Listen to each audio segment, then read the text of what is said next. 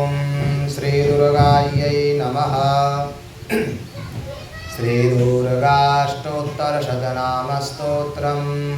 ईश्वर उवाच शतनाम प्रवक्ष्यामि शृणुष्व कमलानने।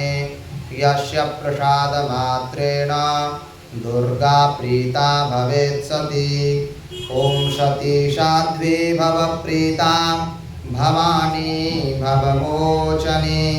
आर्या दुर्गा जया चाद्या त्रिनेत्रा शूलधारिणी। पिनाकधारिणी चित्रा चण्डघण्टा महातपाः।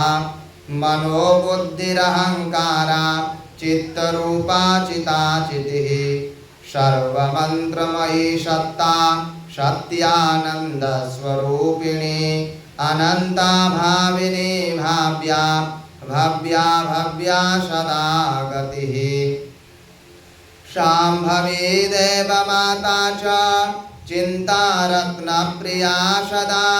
सर्वविद्या दक्षकन्या दक्षयज्ञविनाशिनी।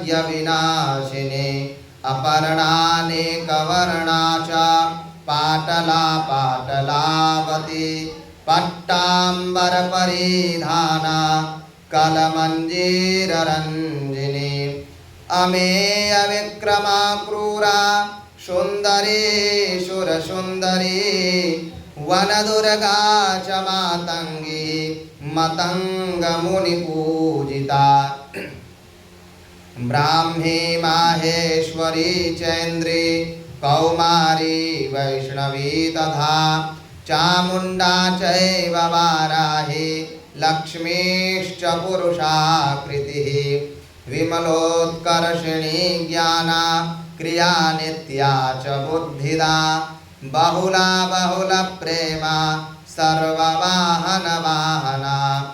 निशुम्भशुम्भहननी महिषासुरमर्दिनी। मधुकैटवहन्त्री च चण्डमुण्डविनाशिनी। सर्वासुरविनाशा च सर्वदानवघातिनी। सर्वशास्त्रमयी सत्या सर्वास्त्रधारिणी तथा। अनेकशस्त्रहस्ता च अनेकास्त्रस्य धारिणी। कुमारी चैककन्या च कैशोरी युवती यतिः। अप्रौढा चैव प्रौढा च वृद्धमाता बलप्रदा। महोदरी मुक्तकेशी घोररूपा महाबला। अग्निज्वाला रौद्रमुखी कालरात्रिस्तपस्विनी। नारायणी भद्रकाली विष्णुमाया जलोदरी।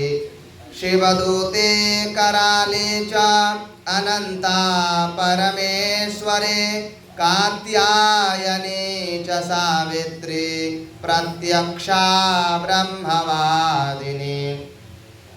य इदं प्रपठेन्नित्यं दुर्गानाम शताष्टकं। नासाध्यं विद्यते देवी त्रिषु लोकेषु पार्वती। धनं धान्यं सुतं जायां हयं हस्तिनमेव च। चतुर्वर्गं तथा चान्ते लभेन्मुक्तिं च शाश्वतीं। कुमारीं पूजयित्वा तु ध्यात्वा देवीं सुरेश्वरीं। पूजयेत् परया भक्त्या पठेन्नाम शताष्टकम्।